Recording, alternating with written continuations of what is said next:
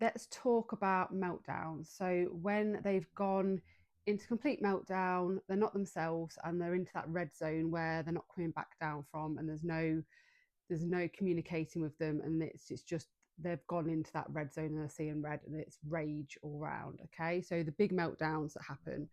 So this happens when they're completely dysregulated, and it's taken me and my husband quite a long time to get the right method with this, and we still make a lot of mistakes now.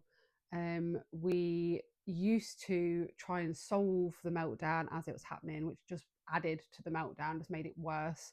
And obviously, the more I've learned and the more my husband has learned is about sensory overload. So we're just adding to that sensory overload when we're trying to say, calm down, it's okay, going on and saying, calm down, or do this, do this. And it just adds that sensory overload. They've already completely up there, so we don't need to add to that. So what we've realized over the years is basically to quieten down, so just to take everything away, so we're not actually talking at all. So we know we're there for our children, but we're silent really. So we try and label their frustration. So we can see you're frustrated, we can see you're angry, it's okay, and then that's about all we say. So we tend to try and step back and just be with them, but not say anything. So we try and keep them safe. Obviously, if it's a meltdown that things are being thrown around or anything like that, then we obviously try and we have to take things away and things like that, but we try and keep the sensory overload as minimal as possible, which is quite hard, and not always going to be able to do that, because when I'm dysregulated, when I'm really heightened and a meltdown happens, and I just can't, and I sometimes I have a meltdown back, and I can't deal with it very well, and that's, we're all human, it's going to happen.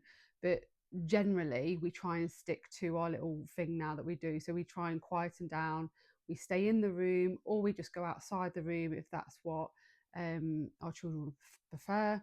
It just really depends what it's like on the day of the meltdown. So we tend to then obviously label their frustration and things like that, so they know you're labeling their, oh, I can see you're angry, I see you're frustrated. So it makes them feel understood.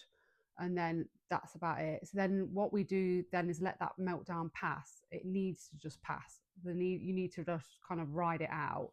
It's very difficult, and it can get you very dysregulated yourself. But you have to try and stay as calm as possible and ride it out until it passes, because it will pass. It's just very hard and very dysregulating when it's obviously happening and it's very chaotic around you. Because I know, as because I'm neurodivergent, it really triggers me. So it makes me want to have a meltdown and gets me very dysregulated myself. So I have to really try and concentrate to stay calm and not take things personally if things are said to me that are not very nice and things like that. So I have to really work hard to not take it personally, and to just to be there for our children and not react to them, because they're not actually being them at that point. They've actually lost it, so they've just seen red, and they're not them at that point. So you have to try and remember that in that situation, which is obviously quite difficult. So once we've done that and the meltdown has finally passed, sometimes it can be quicker than others, we then reassure. So what children do when I've ever had a meltdown as well, you tend to feel really rubbish about yourself afterwards, because once that's gone, you've done wrong, and you didn't mean probably the things you said and the things you've done, and it's then that shame of on yourself. So what we tend to do with our children is reassure them and give them, we love you, we understand, it's okay, and give them a big hug. So that's what we tend to do after a meltdown, because we just don't want them feeling absolutely rubbish about themselves. So I have in the past made mistakes where I've had a go at them and stuff like that, but we tend to really try not to do that. We try to reassure and say we love them and it's okay, and just be there to support them, give them a big hug and things like that, so they don't have that shame. Once we've done that, we then tend to do like a deep pressure thing. So then they need their nervous system regulating then. So their nervous system is all over the place. They've had this big meltdown. They're exhausted, they're drained, and they just feel, ugh, like horrible. So what we tend to do is we tend to do some deep pressure with them. So that can either be hugging. We tend to use this quite a lot, which is a really good, obviously it's for yoga normally, but I use this to roll on their back. So I get them to lie on their bed, and I roll it, so it's some deep pressure, and roll it. It's like a little massage, really. So you roll it along their back, you can roll it along their legs and their arms if you want to. And I also do that with the gym ball. So you can actually do that with the gym balls, just roll it again along their back. So they really like that. You can do deep pressure with pillows. So I can get them to lie down, like put their pillow on them and put the pillow on their back and put a bit of pressure on, or I can put their pillow, they hold it and squeeze it, and I can sit behind and squeeze it with them. So that's that deep pressure from both of the pillow and me. So I'm like squeezing the pillow into them myself as well. We tend to do like weighted blankets, a really good thing to do. So they can sit with a weighted blanket on, or just a normal blanket. My two wrap themselves up in blankets all the time.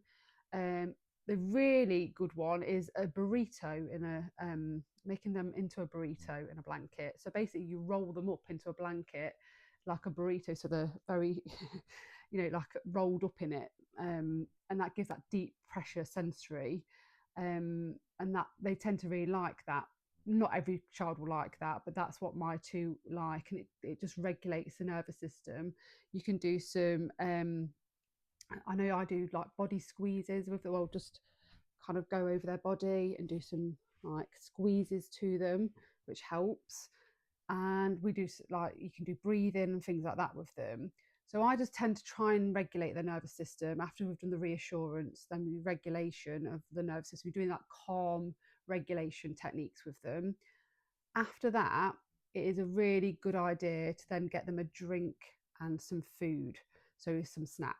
So they are going to feel exhausted. Their energy has just been absolutely wiped out from this big meltdown. It's taken all of their energy out of them.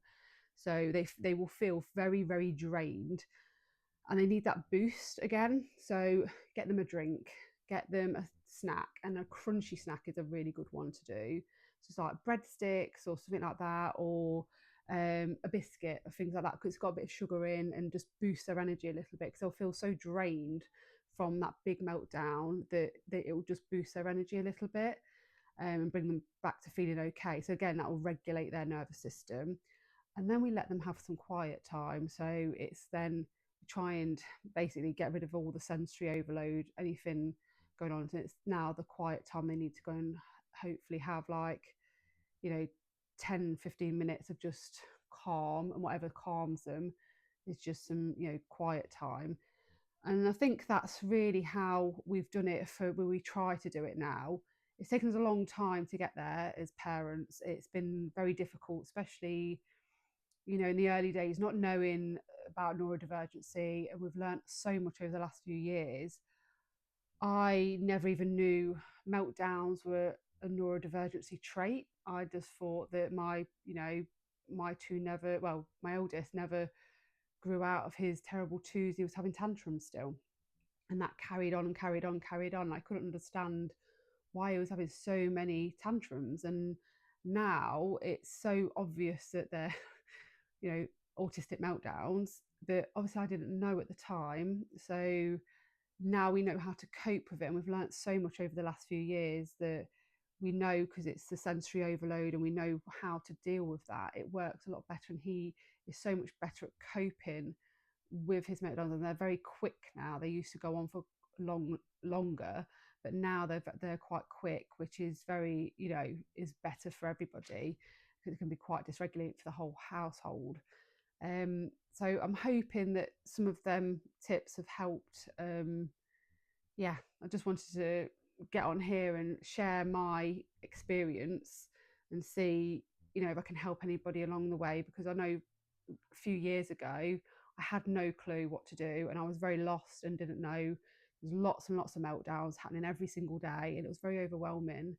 And we've got to that stage now where we've got a little system, and it works a lot better. So I just wanted to pass it on to people, so it can be of help to somebody at least. So hopefully it helps. Thank you.